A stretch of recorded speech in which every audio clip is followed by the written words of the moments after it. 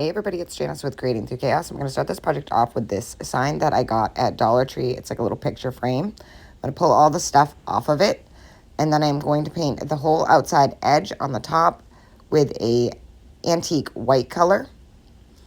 I'm going to go right over all of those little nails that are on the frame. And I gave this 2 good coats. And I did around the edges also.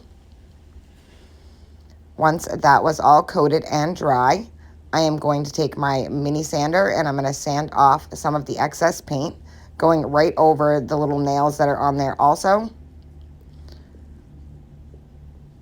Once I have that all sanded, I am going to take my antique wax and go around the whole frame also. Getting the edges. I went right over the little nails with that also. And give this a nice aged look. Once I have that all done, I am going to paint the little stem at the bottom with the antique wax also. So I'm just going to give that a nice quick coat of that. Make sure I get the edges. Then I'm going to paint the bottom base the same color that I painted the top of the frame. And I gave that another 2 coats also. Making sure I got around the edges, trying not to get any on the stem that we just stained. Then I'm going to sand that down also, just along the edges. And then I'm going to hit that with the antique wax as well.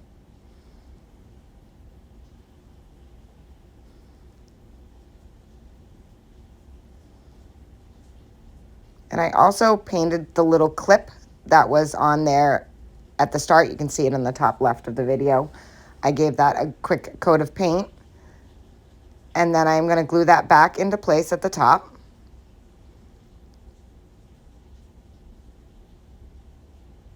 And then I'm going to add this cute little vintage postcard that I got on Amazon. Pop that right in, and look at how cute this is already.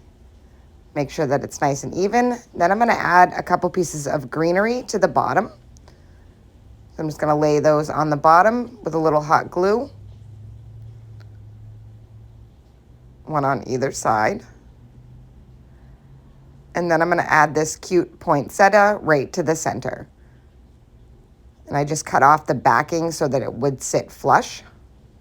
I'm going to add that right to the center, and look how cute this is. I absolutely love how this turned out. It was so super easy, and it is adorable.